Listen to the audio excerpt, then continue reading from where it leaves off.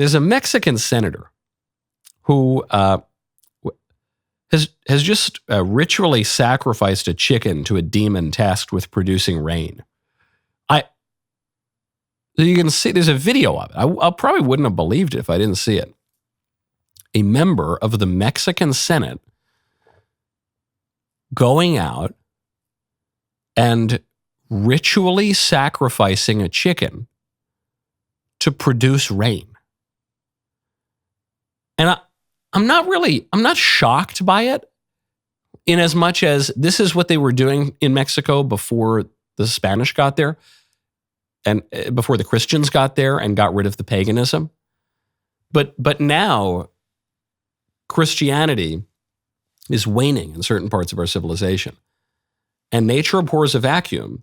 So what happens when we turn away from the true God is we get a bunch of false gods and demons, basically. People just worship the demons, and so they return to paganism. But it's even worse than the original paganism, because it's a paganism of an apostate civilization.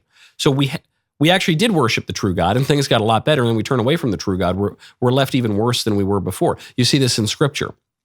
The man who goes in, he's got a bunch of demons in his house, and he cleans them out. He sweeps everything, and he just, everything's nice and neat. But then he turns away from the faith, and so now you're going to get a bunch more demons who are going to come in because they're going to find a nice, clean, swept house. That's what it's like in our civilization, okay? And you're going to see more of this. I was speaking with a friend of mine last night about it. It is basically impossible to imagine how dark the pagan world was before Christianity came.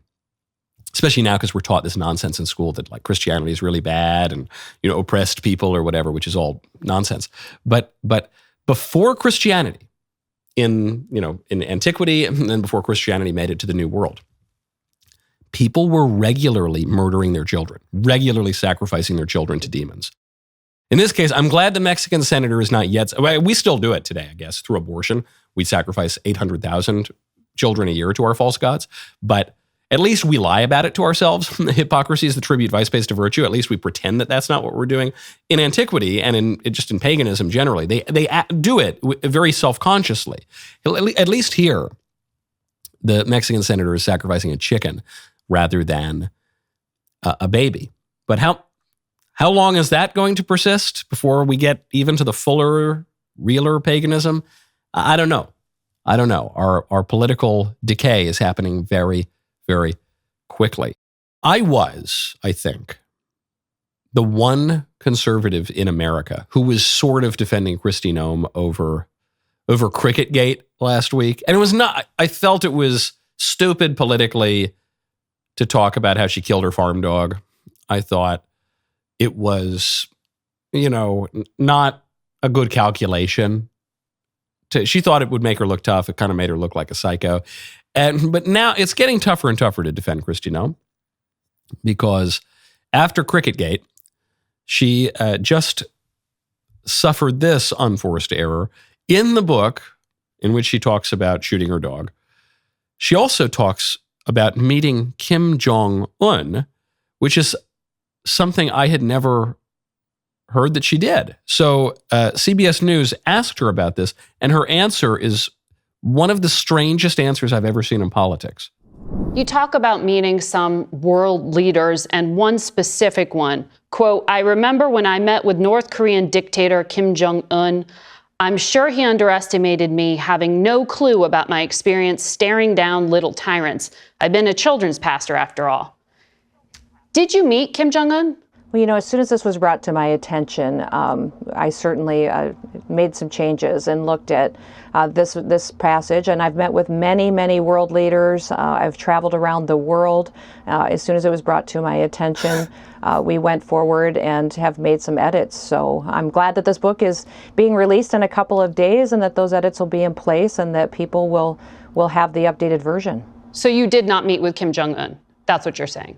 I've met with many, many world leaders, many world leaders. I've traveled around the world. I think I've talked extensively in this book about my time serving in Congress, my time as governor, before governor, some of the travels that I've had. I'm not going to talk about my specific meetings with world leaders. I'm just not going to do that.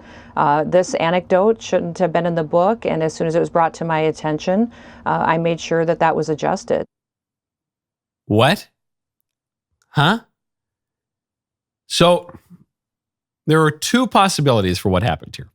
First we know she did not write this book. None of these politicians write their own books. Very, very few do.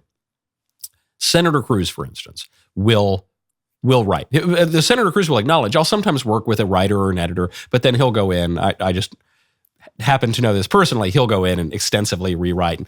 But, Senator Cruz he's like a Princeton debate champion. He's the kind of guy who's going to write his own book.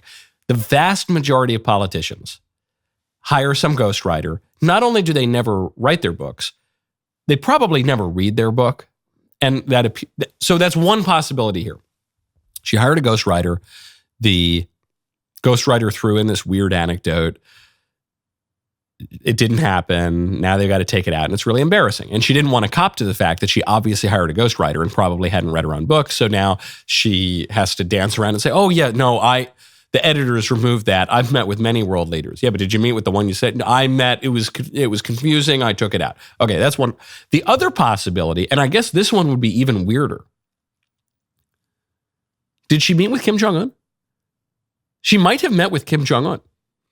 The only way I think she would have met with Kim Jong-un is if she had joined President Trump on his trip to North Korea.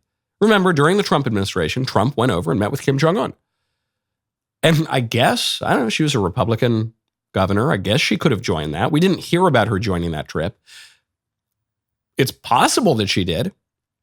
And then maybe she would have met him there. And then maybe she wouldn't want it in the book because it wasn't, she didn't want to say that she went on the trip with, I don't see any world in which she met with Kim Jong-un apart from the Trump trip, right? She's the governor of a small state. That wouldn't make any sense.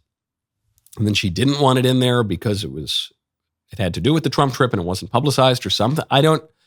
Probably the more likely story is she never met with Kim Jong-un and it just the ghostwriter threw it in there. The only reason I think maybe there's a chance she did and she accompanied Trump or something is it's a weird story to make up.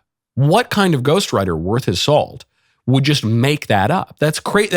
It's obviously an historically verifiable episode.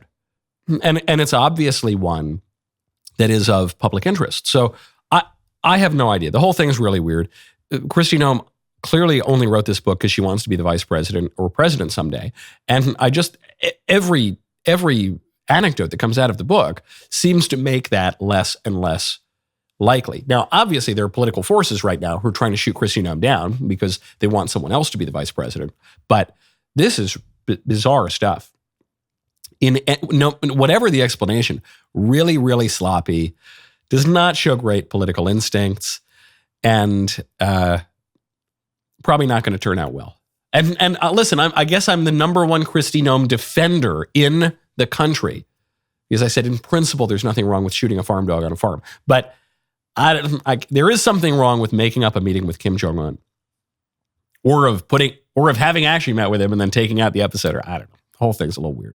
Man, that was a great clip. Now hold up, ring that bell, subscribe to the Michael Knowles YouTube channel, and we'll see you next time.